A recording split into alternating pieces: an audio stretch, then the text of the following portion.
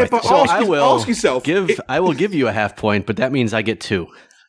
Well, no. None of this is happening. Okay.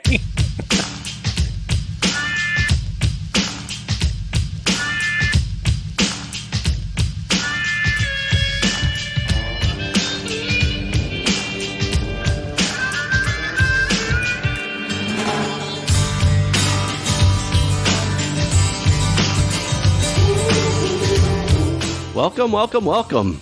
My name's Jeremy. I am joined by Jonathan Edward James Bacon III and Stuart Stewie Eck Ian Langridge. In this episode, you will find out how good our prognostication skills are, and if you're a long-time listener, I'm guessing you have a prediction on the quality of these predictions. But we will go through them nonetheless. It is. We haven't done well since we've started doing this show with predictions. I had that 1 year of glory many years ago now, and then sharp downhill decline since then. Yeah, your Nostradamus capabilities have festered in. You would almost think that we'd take the hint, but apparently not. Not only can we not look into the future, we're not great at looking at the past either, it turns out. Indeed. And ladies and gentlemen, boys and girls, as we go through this, for those of you who are new to this experience of listening to our predictions, so you can go and listen to the original prediction show, which is right at the beginning of 2020. But prepare yourself for some childish bickering, because that's always what happens when we go through this, because we're usually arguing over 1/3 of a point. So kind of go through I am at a slight disadvantage this year through my own doing. I did some research yesterday, I threw it into a doc, and I just accidentally deleted all the content. So, yeah. Which, the dog ate my homework as well, by the way. Exactly. So, should we begin? That's not kind. Yes, let's begin. We shall. So why don't we start with you, Mr. Stuart Ian Langridge? So let's see how you yourselves, people. Might want to hold on to something. For something. So first prediction was that Slack will be purchased by either just Microsoft. Stop there. No, just stop there and we're good. Slack will be purchased. Valiant attempt. By either Microsoft, WebEx, Cisco, or Zoom. Now, we covered this in the last show. I was half right. I was going to say, now I'd like to make a prediction here that Stuart is going to stump for a half point. I am. Which maybe I would be inclined to say okay if someone had not correctly nailed this prediction. Yeah. Feel free to just gloatingly point out that you got this. Shut up. I feel like a half a point for getting the fact that Slack will be purchased is reasonable. That's not the prediction. I grant you, it's not the prediction, which is why I don't get a whole point. Do you want a quarter of a? Do you want a quarter of a point for Slack will be? Because they did something this year. I honestly, this is not how words work. I would like a 1/26th of a point because one of my predictions contains the letter S, and so did something that happened in 2020. If Slack hadn't been purchased, I might be angling for, say, 1/10 of a point for Slack will be something. But no, Slack will be purchased. They were purchased. Not only did I get that bit right, but most interestingly, I think you should get more points for a prediction which happens towards the end of the year. Because ones that happen at the beginning are only really a prediction for like 2 months in advance. It means it's probably in the news already.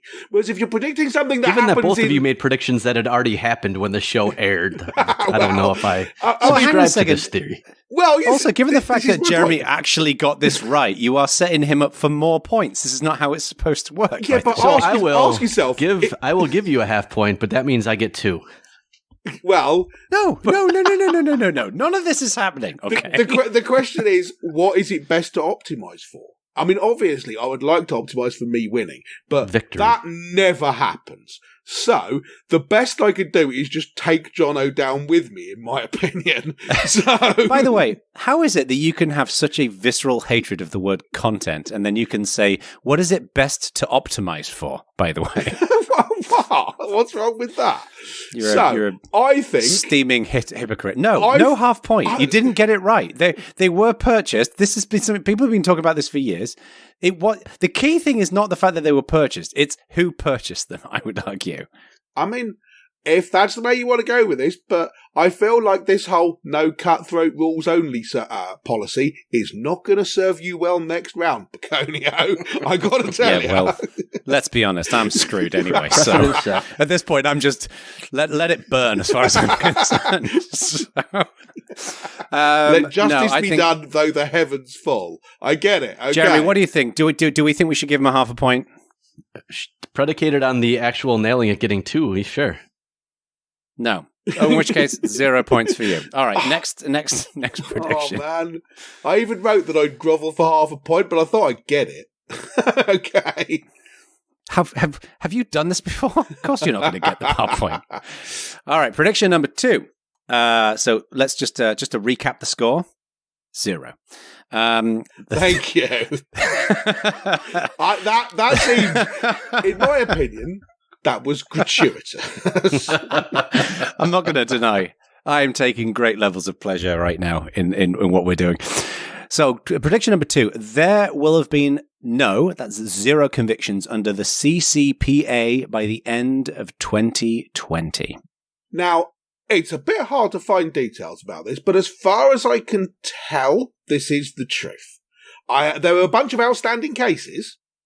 There are. I could not find one either. And I'm happy to find a link to the outstanding cases in the show notes. And there's been a lot of threats about it, which is, part of the goal of the law was precisely to essentially bully people into doing the right thing without having to take them to court under threat of being taken to court. As far as I can tell, nobody's been convicted yet. So I think I get the point for this. It did so occur what's going to me to happen here is we are recording on December 15th. The show will air on December 17th. On December 18th, a fine will be levied. And yes. You will already have gotten your point and not conceded back. Yeah. I now, because I'm getting a whole point for this, because this is 100% true, the thing that I said, I will say, they didn't actually start enforcing the law until July the 1st, which I don't think I knew a year ago when we did this. And the GDPR took quite a long time to ramp up until it started doing big fines.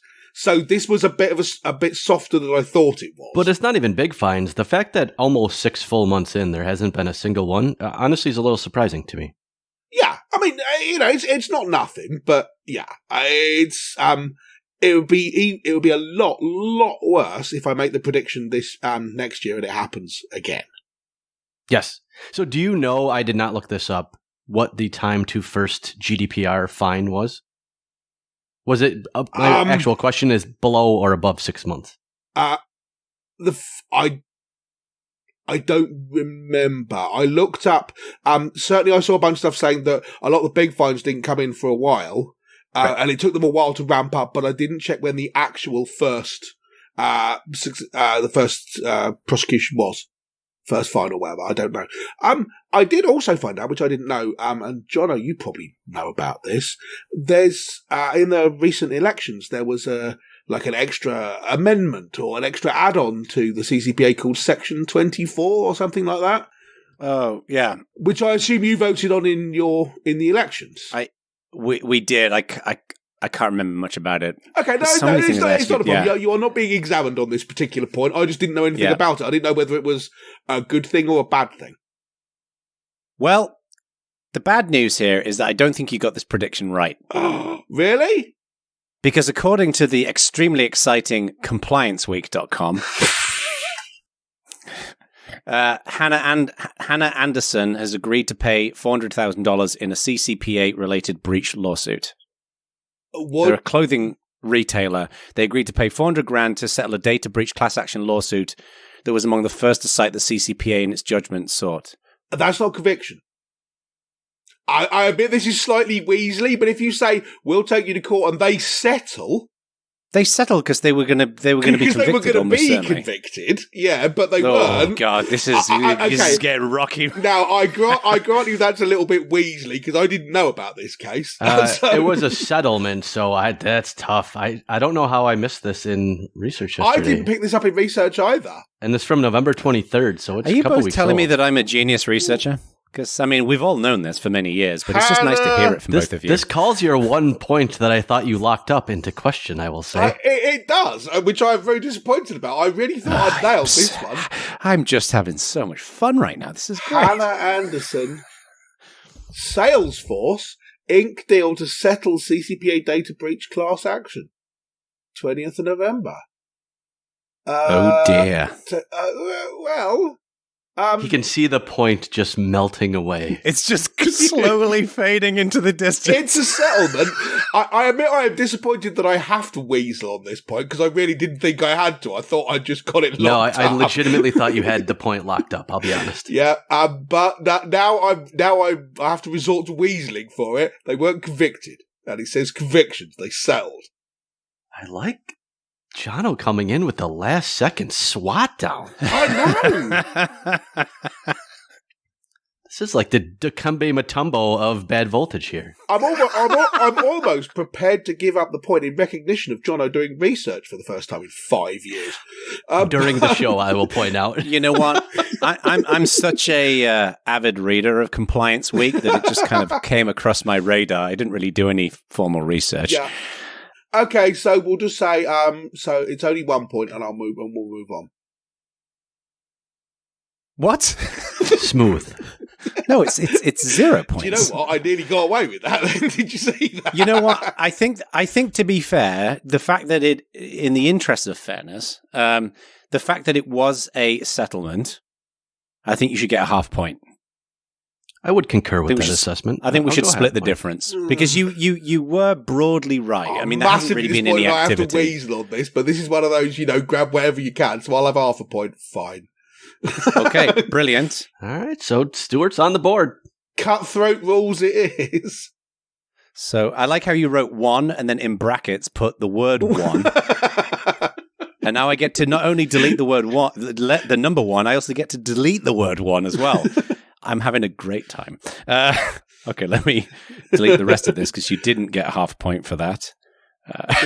Jeremy writes in. All right. Nobody listening to this can see the absolute crimes that are being perpetrated in the show notes right now. All righty. So, just as a quick recap, the score so far, half a point. Number 3. It's the end of cookie warnings as the EU ePrivacy stuff actually starts to kick in. What? And you wrote yourself. Just going to read it. Ha, ha, ha. No chance. This is about as incorrect as it's possible to be. So I'm not expecting a huge amount of grovelling. No, there is no grovelling. I mean, I'm immensely disappointed at how this has not just not happened. I think the opposite has happened. Right? Yes. I am wrong enough on this that I got a sympathy card from the Man City Supporters Club. It's just a huge no-no. Why do you think that is? Because no one is enforcing it at all. No one's doing any enforcement on trying to stop I mean, you don't actually need to do cookie warnings at all. Right? But everyone's doing it because it's just become, this is just what we do now for advertising. And no one's calling them out on it. None of the ad networks, no developers are doing it. And as far as I can tell, inside businesses, some web dev or whatever says, do we really need this stupid pop-up cookie warning? And their boss goes, I'm sure we do. Everyone else has got one. No one wants to take a stand on this because you get nothing out of taking a stand on it, and maybe you get some kind of a privacy-related kicking in the future for not warning people. So there's no downside to just being hostile to your customers, because if you don't do it, if you say, well, we're not going to have the cookie warnings, we're going to do the right thing, no one goes, wow, this website didn't hassle me about stuff. So you don't get very much credit for doing it. What there needs to be is, this is another collective action problem, right? Where you lose nothing if everyone does it. So no one wants to be the nail that, the nail that sticks up gets hammered down. But this is exactly the point of regulation and government, that you can enforce something on a whole industry rather than wait for people to do it independently when there's no real motive to do so. And there's been no enforcement at all. as far as I can tell. And to some extent, I mean, this ties in with the previous thing. There have been one conviction under the CCPA. And maybe that's having an effect. But, and again, the fact that that's a settlement is actually a good thing because you want people to settle. You want to encourage an environment not where you have to drag companies into court to force them to comply. You want to create an environment where it's easier for them to comply than not to do so. Because then it becomes self-enforcing, which is exactly what you want to happen. Right. You shouldn't have to enforce laws by hitting people with hammers. You want to create a thing where people are, the path of least resistance is to do the lawful thing. Right? So settlements are good, much as it cost me half a point, Hannah Anderson. But yeah, I think this is about utter lack of enforcement. And even if you point at things like the GDPR and say, look at those huge Google fines, and don't get me wrong, they were huge, right? I'd quite like the money to have gone to me. But they're not actually that huge a deal if you Google. No. So it's not actually changing anyone's behaviour very much. I was talking to someone today about how they get a pop-up on their phone from Google saying, hey, you haven't filled in your... It said, account action required. And then it said, you haven't filled in your birthday. You have to fill in your birthday. And they were like, nah, mate. Don't need that. And then it asked them basically once a week from then on. And they're pushing this idea of, well, we need to know so we can know not to show you age inappropriate things, stuff like that, which is sort of the truth. But there doesn't seem to be a way of saying, okay, you can use it for this, but you can't use it to advertise more stuff to me around my birthday. When you start filling it in, it goes, we will use this to personalise stuff. And that's exactly the point. And they just hassle you about it. And again, this is not a huge overreach or anything. It's not that big a deal. Google knows my birthday. It's not the end of the world.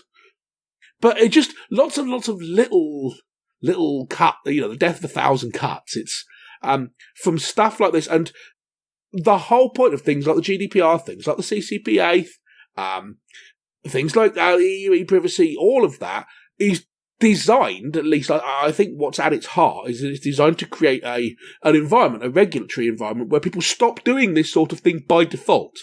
You think, have we got a reason to collect this data, rather than have we got a reason to not collect this data? They want to tip that seesaw over, and so far they are conspicuously failing to do it. Long answer to a short question. Sorry. Still half a point. Yeah. Oh, come on, I don't buy an extra quarter of a point for my...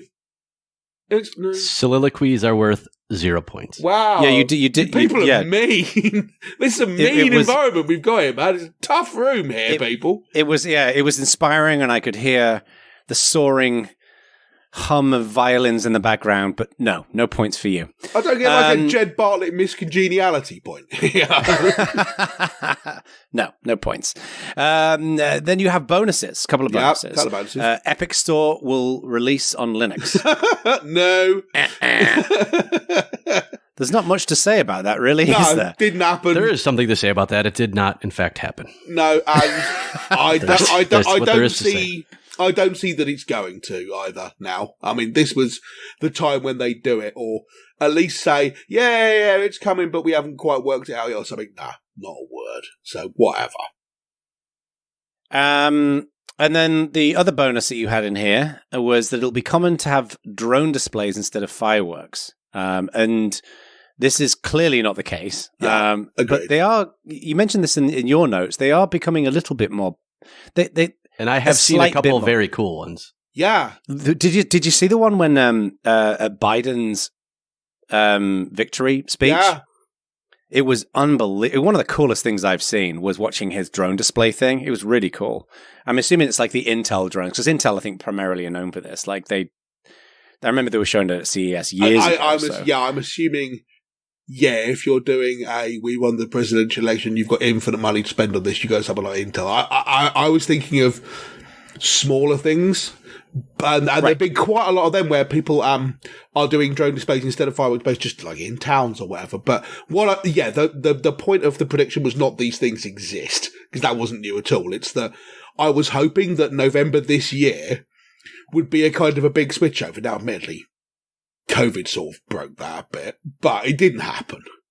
I'd still like to see it. I'd like the norm to be a drone display, and someone goes, "It seems inevitable." Wow, why are you some setting point. light to the bottom of a thing? You know? Yeah. It's such an antiquated thing if you think about it. Let's just blow things up in the sky and make them look nice. Exactly. Blowing things up has been fun since time's eternal, is why. It is. People do enjoy blowing things up.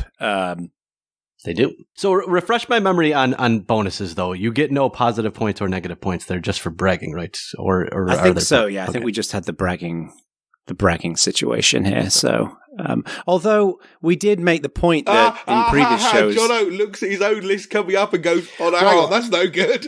I see that. Yeah, Stuart actually, no. Stuart gave 2 bonus predictions. I gave 1 bonus prediction. You gave 37 bonus predictions. I think we should treat bonus predictions as regular predictions. Oh, do you because think I think that? We're placing risk into the game. How very self-serving have you got? Wait, how is doing 10 instead of 1 adding risk? There's no ding for negative ones. Because we are journalists. I think Jono not only thinks that this is the case, he's got 126 Congress people to sign on with him to say that it is. But no, I don't think that's the case at all, Jono Bacon. Well, why don't we make this as the deal? For bonuses, how about you get a half a point if you get it right? No points if you don't get it right. So it's not a real prediction, but if you get it right, you should be recognized for it. That seems fair to me. Does it? I think that seems fair. I think this is shamelessly self-serving of you. Oh, yeah. And if you concur with that your 2 bonuses correct, you wouldn't be making this argument. But regardless of hypotheticals, which we don't comment on. Hypotheticals are for children. Oh, no, half a point. I think that seems reasonable. But let's, in the meanwhile, we'll get to that later on. Let's, because it's kind of moot at this point because you got both of your bonuses wrong. I did, which is why I'm not that invested in the let's get extra points for bonuses conversation. So, well, why don't we move on to your predictions and we'll see how the bonus situation plays out at the end of the 3rd round. Jeremy, so let's recap the scores. Let's recap the scores real quick. Half a point for Stuart Langridge. Congratulations. Okay. So first prediction up for Jono is Benioff leaves as CEO at Salesforce. Okay, so 1 point. Move on. Oh, no, wait a second. That didn't happen, did it? I was going to say, oh, yeah, let's do that. It seems like, if anything, it's further away from happening now than at any time in the recent past. Yeah, he very clearly did not leave, step down as at Salesforce. Yeah, I mean, do you didn't happen. Do you remember what prompted your thought at the time? I know people were sort of generally talking about it, but... And you did, I think I remember you also saying that you almost doubled down and added Zuckerberg steps down as Facebook CEO. You did say that. Yes. Yeah. Which would have been a double nope. But I would have been doubly wrong. Yeah, back to Stuart's question. Do you remember why, what the impetus for this was? I don't. I think I read something around the time. And I was actually, when I was researching this, I found this article, which maybe I read back in December, which was why Salesforce's Benioff will step down as co-CEO. And he didn't. So you suck, theinformation.com. You led me down a dark path that was incorrect. It is no Compliance Weekly. Throwing your journalistic buddies under the bus there, I see. Now, unlike some unnamed members of the Bad Voltage team, I'm not going to grovel around in the toilet for points. I just didn't get it right. There's no I'm going to go with 0 to be points. had on did this happen? No. There's no weasel room in this. Oh, there is. I could have claimed if I was one Stuart Ian Langridge that maybe he'd considered it in 2020 and didn't share his consideration with the broader... point. That is a shameful inaccuracy. One morning when his bowl of Rice Krispies were especially bad, he thought, maybe I don't want to do this anymore for 18 seconds. Quarter point. Yeah. No. This is a downright slanderous characterization of my remarks, in my opinion. 1 down, 0 points. I think we all agree. If he leaves tomorrow, God, I'm going to be so happy. Don't get the point. All right. So next up, Microsoft, Amazon, and Google will offer quantum computing services for their clouds, which will not be in preview, but actually be in beta or final. So, Microsoft do have this. Microsoft have got their Azure Quantum, which you can use. Amazon, back in August, announced quantum computing through Amazon Bracket or Break So It. what's fantastic about AWS Bracket, I'm glad you brought that up because I think I brought it up during the last show, is it was available when you made the prediction. Yes. So why does it say on August the 13th, 2020, that it's now available? It was available in preview, but as I said then, and I will stick with, making a prediction that AWS has a beta thing that will next year not be in beta anymore. Not really a prediction, just how the AWS roadmap works all the time. Not really. Look how long things stay in. Look how long DB things will aside, stay in. everything they launch in preview ends up launching. Look how long things stay in preview. Things often stay in preview for years. Look how long Gmail was in beta, right? Well, I think it's a AWS and reasonable Google prediction. have pretty opposite product philosophies. But So, sure. but my point is that today you can use quantum services with AWS and with Azure. No, you can't. No. You can definitely use AWS Bracket. As your Quantum's in preview. Huh? As your Quantum's in you can preview. Yeah, you can go and get access to it, though. Your thing explicitly says it won't be in preview, it will be in beta or final. Explicitly. The first 3 words on the Azure Quantum website are Azure Quantum Preview. Well, if we're going to get nitpicky about this... I warned you your policy wasn't going to end well for you, and here's where it starts. Yeah, but you know the reason why my policy ended that way is because you two bullied me into it. I actually originally just wanted to go with my original prediction that they'll say something about quantum in 2020. But no, that's not enough of a prediction. As far as I can tell, Google don't have anything at all. I went looking for this. I went, oh, now they've got a quantum computing. Oh, denied. I didn't know about that. But then I went looking like quantum computing playground. It's not a. They've got a couple of open source projects, which doesn't count. Which is not. It's not a product that you can go and use. So I think this is a no, dude. I'm sorry. So well, hang on. This is why I have it. IBM have done this. I said earlier on. Well, here's the thing. Yeah, IBM have. I would argue that the industry is heading in this direction. And while I said earlier on that I won't grovel around in the toilet for the Benioff thing, I am going to for this one. I think I should reserve. I think I should receive, rather, at least a third of a point for Microsoft, for Amazon, rather. This might be unprecedented. I don't know that we've ever doled out a third of a point. Wow. I think a third of a point is quite reasonable. Because, and frankly, I mean, I didn't say IBM, but IBM have done it. But I think a third of a point. That's your that argument? would be a stretch. A thing that I in no way said definitely happened. Half point. I should be clear that I said Slack would be purchased by someone. They were purchased by someone else, and I got 0. So, and that's why I said I'm not saying IBM. In no I'm not way saying are you getting a point I'm not for going to IBM. stoop. I'm not going to stoop to your level, okay? But I do want my third of a point for Microsoft. Not Microsoft. I keep saying that for Amazon. And Microsoft are further along than they were. So I think it should really be. But your prediction then is, as Jeremy says, your prediction is this thing that AWS have already got in beta, they'll release it this year. Yes. So that's what I said. That was the prediction. I will say, if you'll admit just how softball a prediction is that AWS will release a beta thing, then I reckon we give him a 1/6 of a point for it. What do you think, Jeremy? Oh, I'll go with the 6th. You can't give me a you get a 6th half of of a 1 point. I like where your head went. That's good. But you're punishing me for the prediction that I made a year later. This is not fair. Oh no, I said it was not really a prediction then. I remember saying it. But you had your say back then.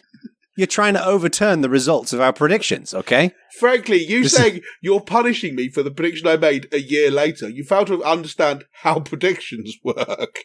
But my point is that, yes, we accepted the prediction. It was written down onto the docket that's gone into the competition, right? Now, at the end of the day, software services often are in preview for longer than a year. Stop. Don't write it, Jeremy. Stop writing it. Jeremy's written 1/6 into the document, which Google Docs has turned into a little 1/6 fraction. That's pretty cool. Yeah, good work, Google. You can fix that, but you can't get a fucking quantum computing service out there. Possibly. It changed it into a little 1/6 fraction in our universe and in a different universe. It changed it to something else. But Can it be 1/3 of a point at the same time? I have looked at that 1/6 and collapsed the waveform now, so it's 1/6 of a point, I'm afraid. That's the worst thing. I keep looking at it, it's not turning into a point. So there's nothing like quantum gags to get me going. All right, so thank you for my 1/6 of a point, you tight-fisted bastards. So moving on from the AWS world to the Amazon world, Amazon will release a color Kindle. Now, the premise behind this was the existence of a Kindle with a color e-ink screen. Yes. You can't even get a Kindle with a USB-C port. I feel like we're coming up to another someone who isn't the people I predicted did it, therefore I deserve a point. Which we acknowledged existed when he made this prediction. Anyways, so you were groveling. The genesis of this prediction was the fact that the commercial availability of e-ink devices. Now, of color e-ink devices. Now, I'll be honest with you, I was wrong on this. They commendable intellectual honesty. Jeremy's point about the USB-C port is not lost. They in fact did not do that. And I don't know what's going on over at Team Kindle, but they haven't been putting much out recently. Not only have they not done it, which is a bit disappointing, because I grant you, your pitch was color e-ink screens are going to become a bigger thing. Because they did already exist at the time. And that was pointed out. But I think the point of the Kindle one is, if some random company does a color e-ink reader, no one cares. It becomes a thing when the Kindle does it, and they haven't done it. But not only have they not done that, there's not even been any noise about them doing it. No, not even a rumor that I've seen. No, and I've read stuff from literally, 2 weeks ago, articles about the current state of color e-ink reading devices, and all of them are saying not even any indication from Amazon about whether a Kindle's coming. I'm assuming what that means is they don't want to talk about it in advance, and when they bring it out, it'll come out with a splash like the Paperwhite did or whatever. But there's been nothing. This is one that I thought when you said it wouldn't happen in 2020, would have guessed 2021. Now I don't know that will happen in 2021. No, I don't think so either. I mean, there's a bunch of color e-ink devices out at pretty affordable ones. But they haven't done it, and I'm surprised by this. I've been kind of following along with this. I don't know why I care about this, but I've been following along with this. There is zero activity going on in terms of a color Kindle, from what I can tell. Yeah. So I wasn't just wrong; I was very wrong indeed. So that is a 0 points. I mean, I could grovel for other devices have been shipped, but I know you're not going to give it to me, and I don't want the further humiliation of 1/10 of a point. I do have a question though. This reminds me, you were going to buy that device that's like the digital paper, the unbelievable tool. I got it. Yeah, how is that? Oh, it's at hand. I've got it at hand. Not this is useful for our audience, but yeah, it's very, very impressive. Do you use it? This is what it looks like. Alt equals Jono holds up the remarkable. Oh, that is. Hang on, this is my phone compared to this. Look how thin it is. Look how fat the iPhone is. That is. So I know our next show will obviously be predictions based on the show being grading last year's predictions. After that, I'd like to hear about that thing. Yeah. Yes. Yeah. It's a lot better than I expected. I think it would be interesting to do a Jono reviews all the stuff he was super excited about show, where he goes, "Wow, the Remarkable 2 actually is remarkable. The iPhone actually is and not that good at all." So actually, I have 2 reviews. I also bought this thing called a tonal that Jeremy, you may be familiar with, which is a digital weights thing that you glue to the wall. So see the thing. Anyway, it's the one that's just a mirror. It's not the Lululemon one. It's not the mirror one. Oh. It's got a screen on the wall, and then essentially you can it adds weight, and it adjusts the weight, the resistance based upon how you're performing. Oh, it's called a tonal. Right. Yeah, it's pretty cool. So show 2 of next year, Bacon reviews things. Yeah, the Bacon review set. Yeah, nice. So back to you getting 0 points shows there. all the way to the end of January already. This is great. This is great. Yeah. All right. So what's to next? sum up Ack's assessment of your prediction? Nah, mate. Again, great journalism. Moving on to the bonuses, and this, I believe, stands as the only prediction to be predicted every single year since this show has been in existence. Canonical will get acquired. I think it's time to give up on this one, fellas. So the first year that it's not one of your bonuses, it will happen. It will It's happen. going to happen. Almost certainly going to happen. Yeah. I'm going to take the George Costanza approach to, well, Jerry, if I just do the opposite of my natural intuition, things will go great.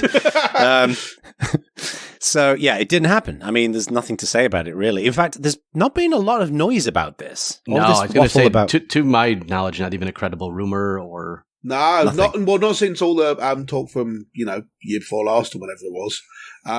Right. As far as I can tell, I mean, Jeremy, you'd know about this. Since we know that if we don't predict it, it'll happen, can't we make a killing on the stock market like this? What do we do? Short it or something? I don't really know how this works. And this is how our hedged fund was born. Stay tuned for the prospectus very soon. So, no points. Just, nothing. Not a sausage in that one. Yeah, so...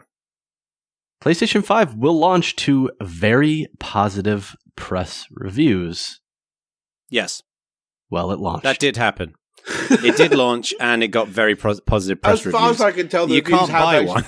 Yeah, I mean, it got no user reviews because users cannot acquire one, but the press loved it. If we were to quibble about this, I would dispute the nature of a thing in quotes launching when no one can buy it.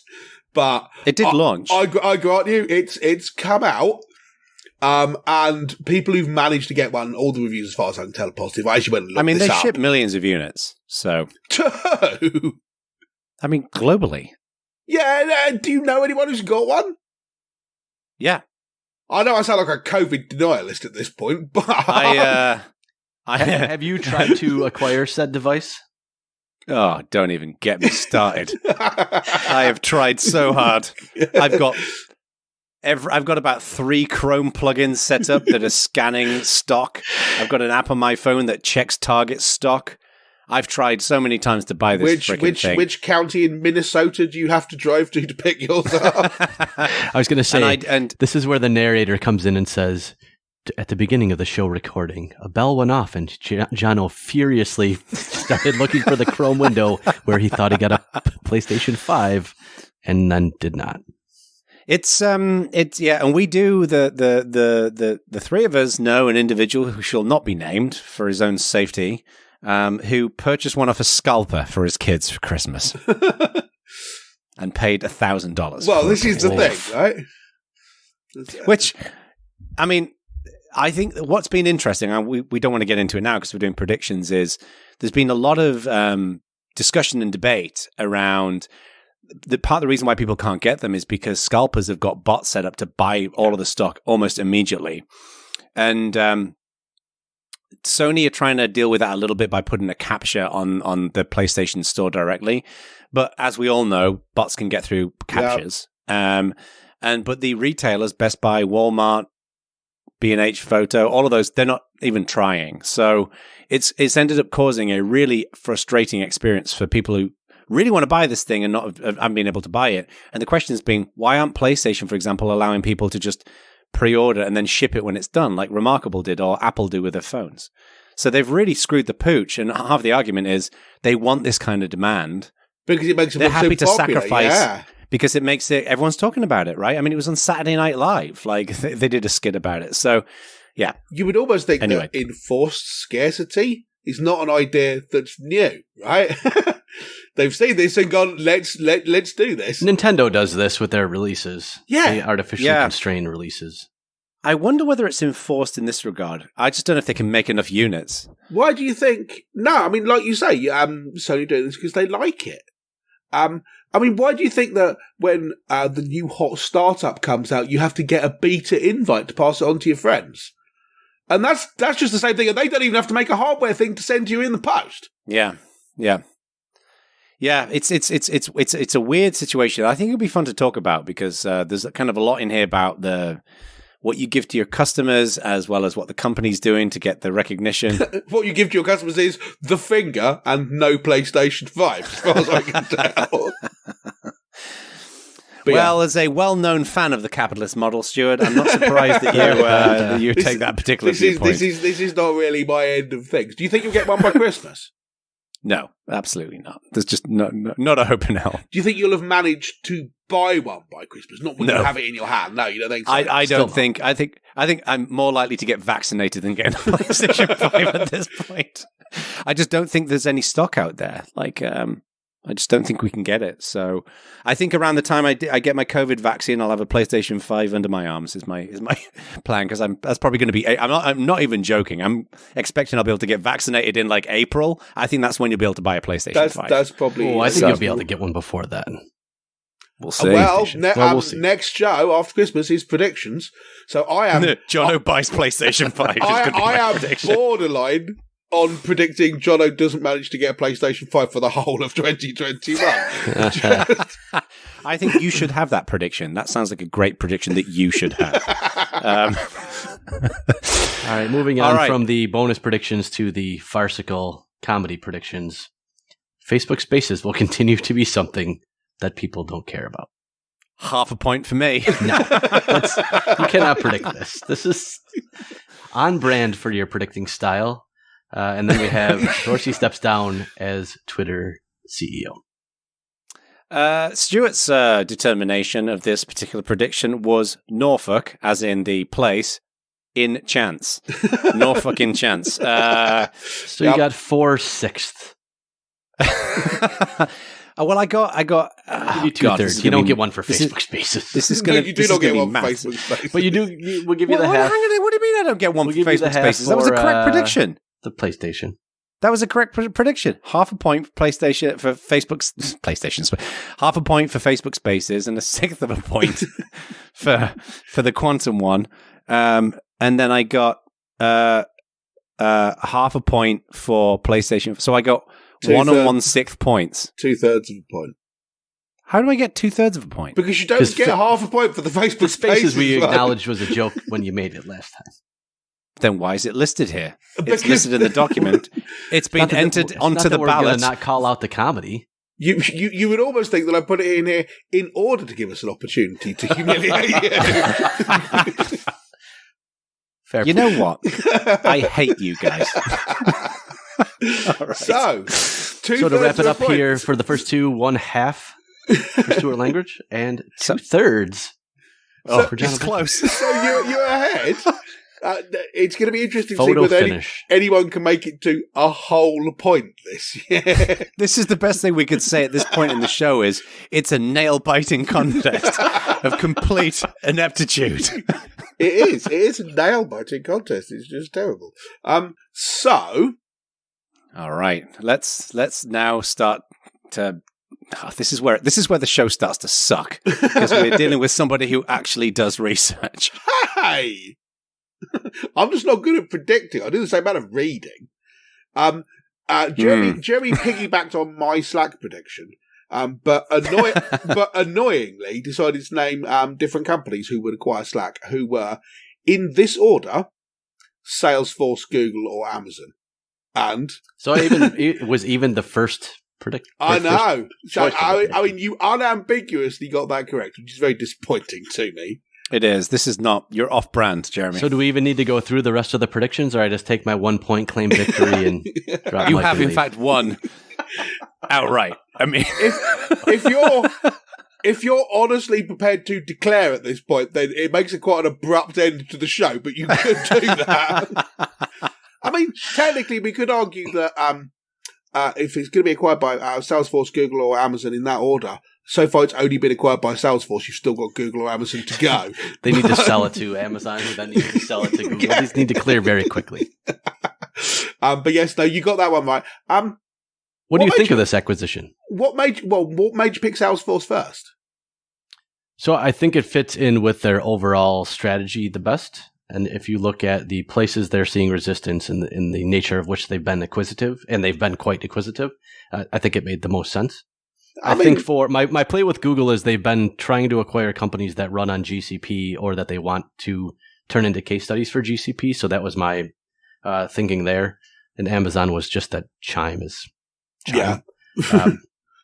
They keep saying it's going to be the operating system for Salesforce, and I'm not quite positive what that means. I get what they're saying conceptually, but that's an interesting positioning.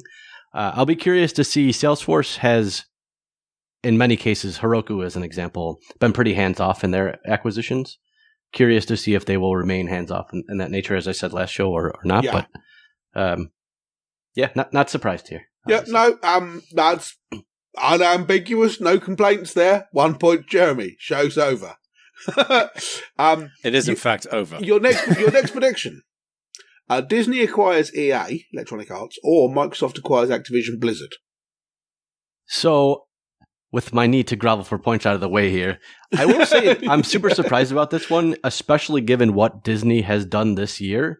Them not making an acquisition of this nature. I would have liked it to be EA just for my prediction, but I think if you look at where they're going with your favorite word, content, this still would have been a great fit, and I'm a little surprised that they haven't done so, but this is a unambiguous swing and a miss for me. I went and looked it up because I thought maybe they did and I just didn't notice, because it does feel like a sort of thing you expect to happen, totally, but it did not. Yes. Okay, so no points. So 1 point so far. Just a few short years after Ubuntu pulled the cord on convergence, a phone of that nature is released by a major manufacturer. And I put incorrect ? In the notes because I wasn't sure. And it's been corrected to correct as far as I can tell. So the Librem 5, the quote at the top of the page says, the Librem 5 is more than just a phone. It's a full desktop computer in your pocket, designed to be just as mobile as you are. I draw your attention to the word manufacturer, and specifically the word before it, which says major. I mean, they're not.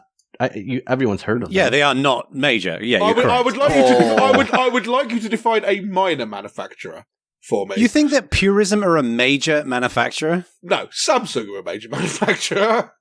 I mean, if this would have been Samsung, we wouldn't be. I swear to God, if HTC had done it, we'd be arguing they weren't major. Purism aren't even on the damn field.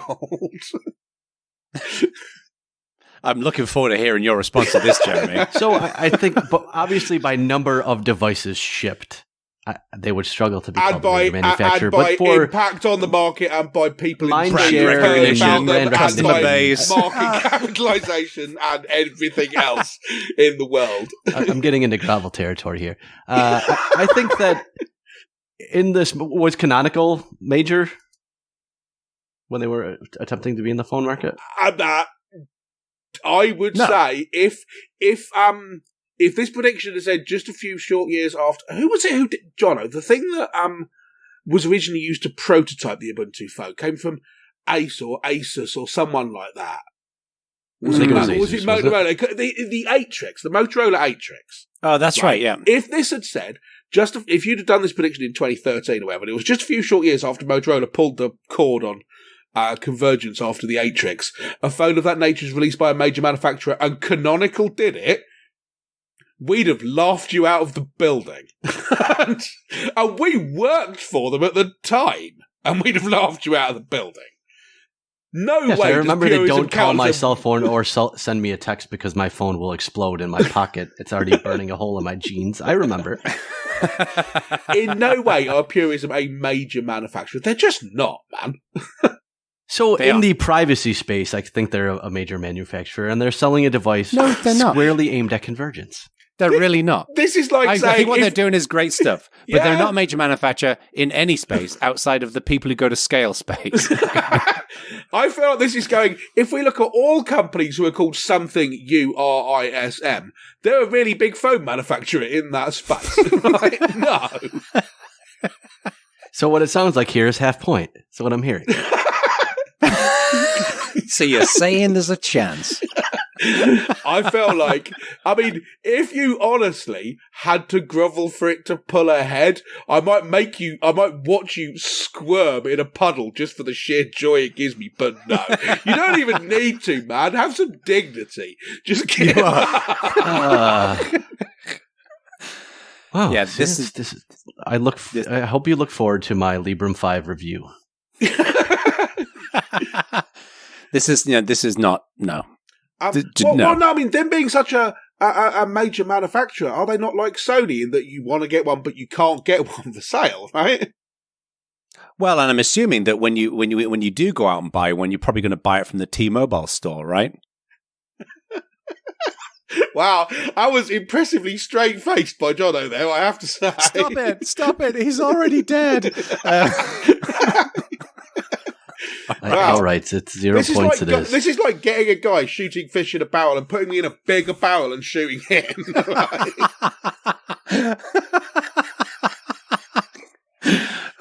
Right, next prediction. Uber shutters Uber Eats.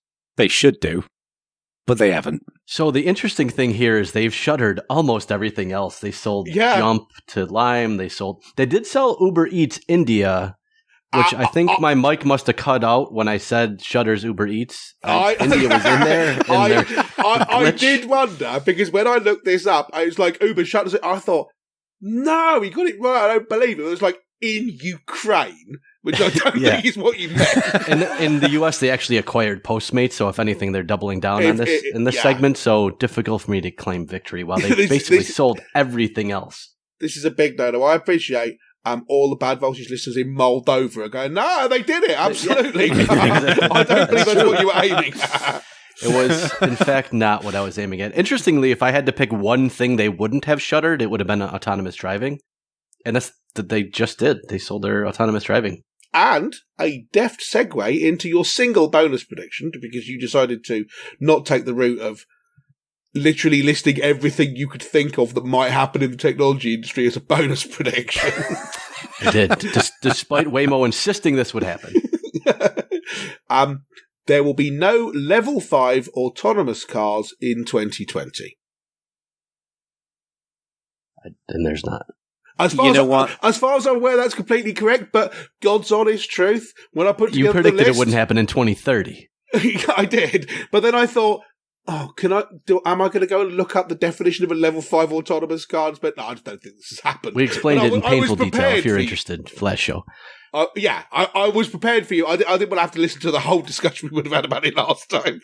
There is low balling, and then this is like granddad's testicles level of low balling with this particular one, by the way. So this I think never this will happen sooner than Stuart does. It was a little bit of a softball, I'll concede. Would I have conceded that if I needed the points? No, I would not. Oh, look at him all smug with his victory. Well, the interesting question is, and we'll find this out next show, would you predict it again for next year? Or do you think it might be coming that soon? They might be coming that soon, I should say. I guess the prediction would be, will someone claim that they have reached it? Do I think that either Waymo or Tesla will maybe try to claim this? Possibly. But you think that they will be entirely full of lies? Yes. I think it's more likely that you're going to see Facebook Spaces on the Tesla dash than this. Canonical will get acquired by Facebook Spaces. In Facebook Spaces. Wouldn't that be brilliant? That would be brilliant. Canonical gets acquired in Facebook Spaces, which appears on a Tesla. And then we all read about it on our colour Kindle. That's what's going to happen in 2021. So are any of these that happened and we got correct or didn't happen super surprising to you? Or is it like, is there one that stands out? I think one that we sort of glossed over.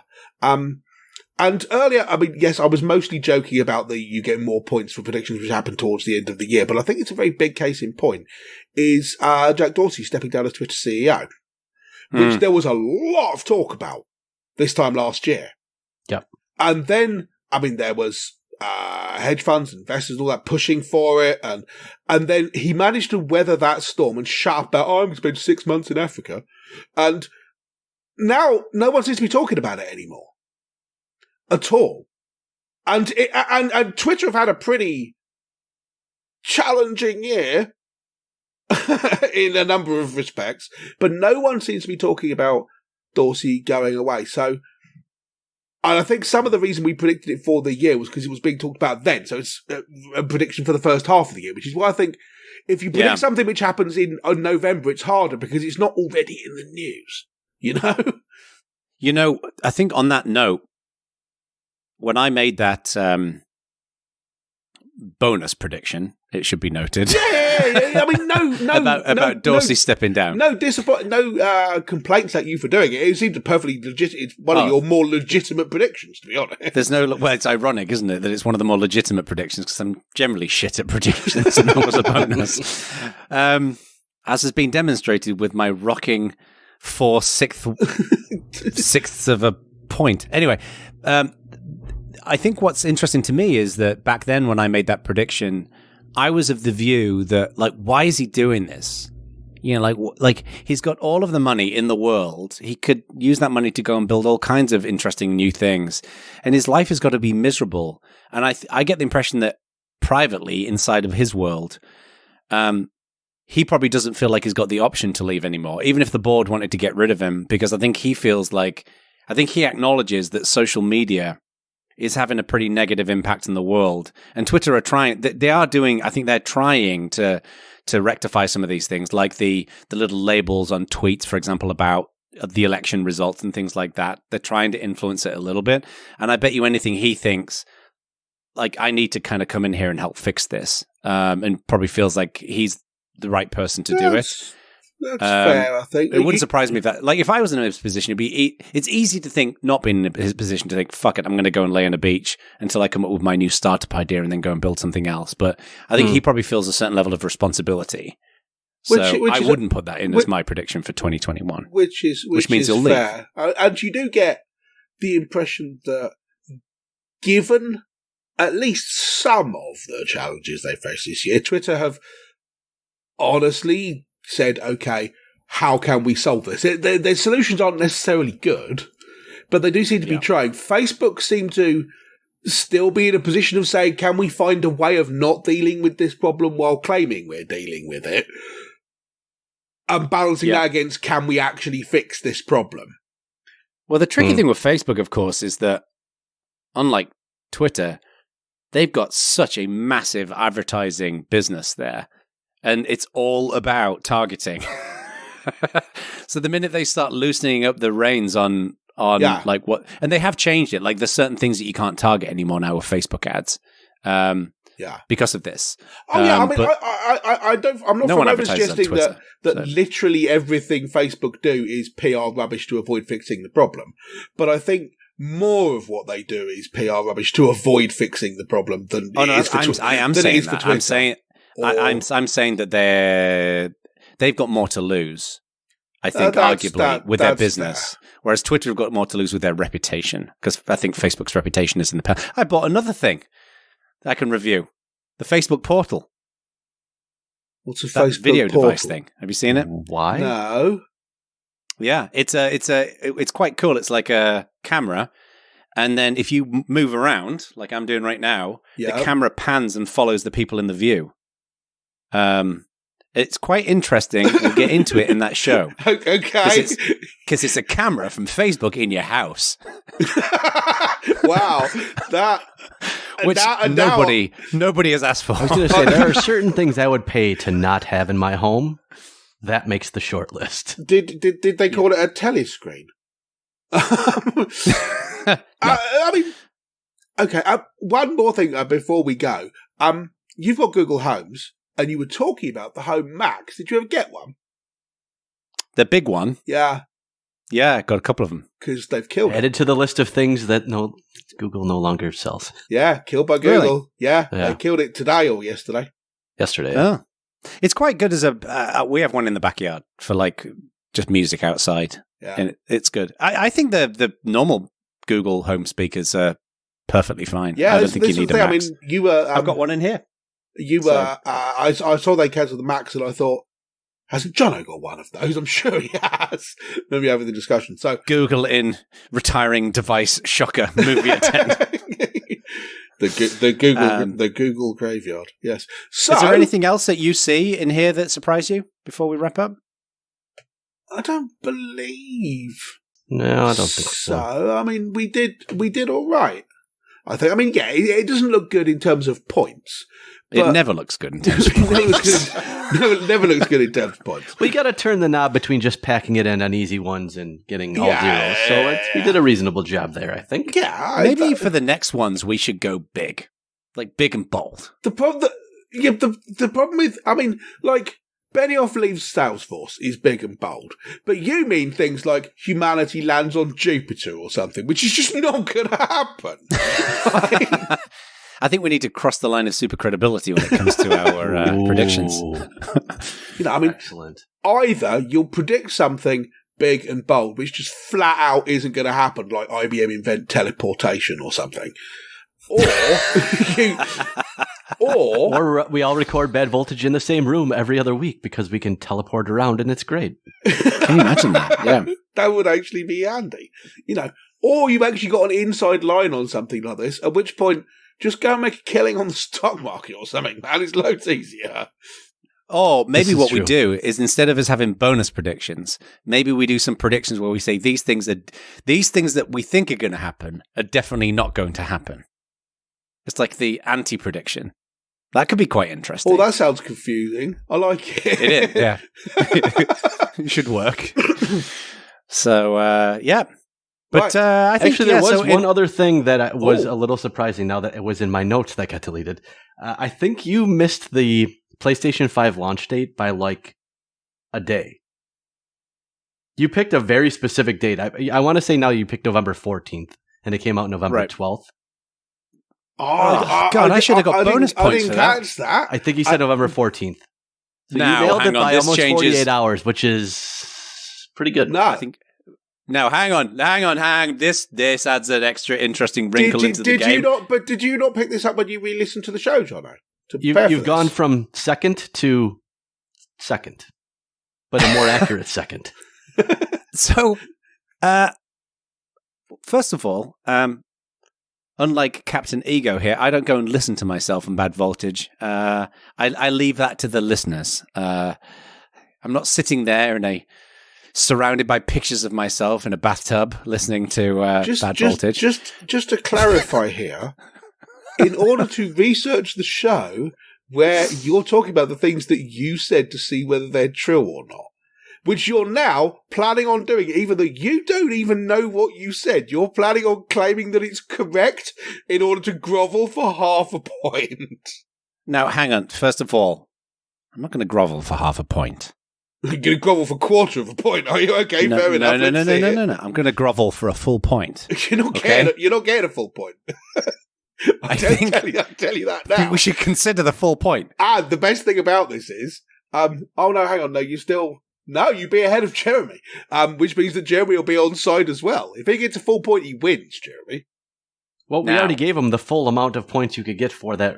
For that bonus prediction. Yeah, what right, he wants, 100% of the available points. What he wants is extra super credibility points for this, over and above. He wants over 100% on this test. Yes. I believe I have been super credible because, and Jeremy mentioned this, I have been, my good reputation has been maligned over the course of this game for lowballing predictions, okay? That's one of the reasons why I had so many extra bonuses. And if your prediction would have been PlayStation 5 is launched on November 12th, I would have given you maximum points. Honestly, extra bonus points. Yeah, you would have won. Your prediction was launched to good reviews, and then you threw a date out there. Yeah. If I remember, I didn't listen to the show, but if I remember correctly.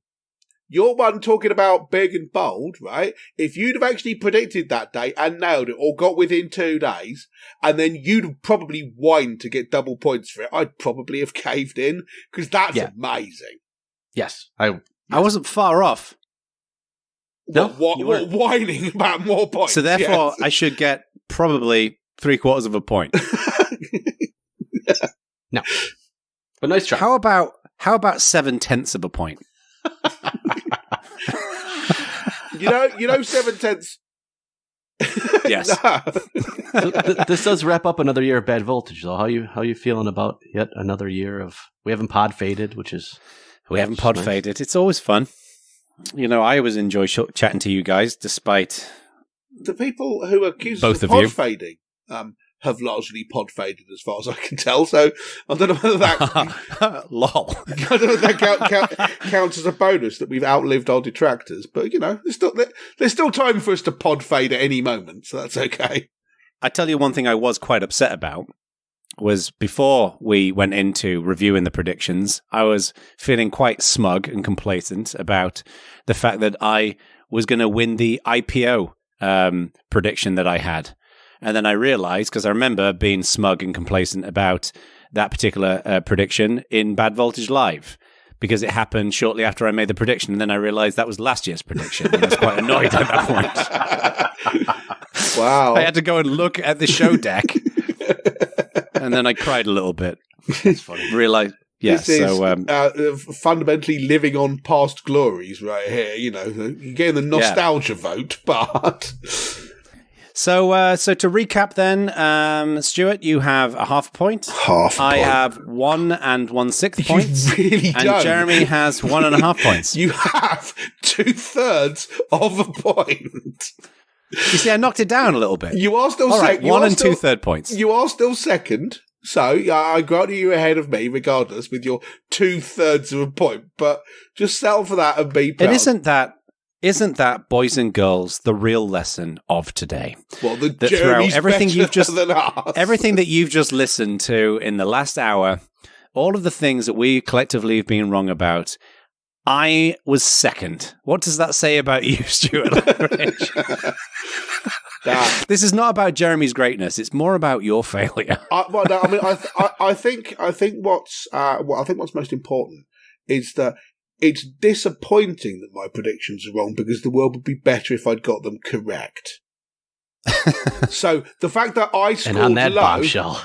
I think that the fact that I scored low is just evidence that the world has let me down once again, which is pretty much in character for 2020, if I'm honest. So, on that note, he's going full emo. He's going to go and read his Sylvia Plath poetry and watch The Nightmare Before Christmas. We're all off to paint our nails black. Sylvia, I've got a Sylvia Plath book around here somewhere, actually. Yes, well, it should be noted, a shit year. Yeah. But we've enjoyed spending it with you, and 2021 is going to be a great year. It's going to be better than this year, because this year can't get much worse. Just by the law of averages, if nothing else. But yes, thank you, listeners, for joining us. We hope you enjoy Bad Voltage. Go and join our community on Slack. We love to see you there. Let us know what you think about our predictions. And also, we'd like to see your predictions for 2021 as food for thought as we go and butcher them and get them wrong. So... and if any of you have got any, hot tips you want to drop in my direction so I can get more than half a point next year, that would be fabulous. Just let us know. I've got one. Facebook Spaces is going to keep being shit. Or non-existent. All right. And on that note, have a Merry Christmas. We'll see you in 2021. Bye-bye.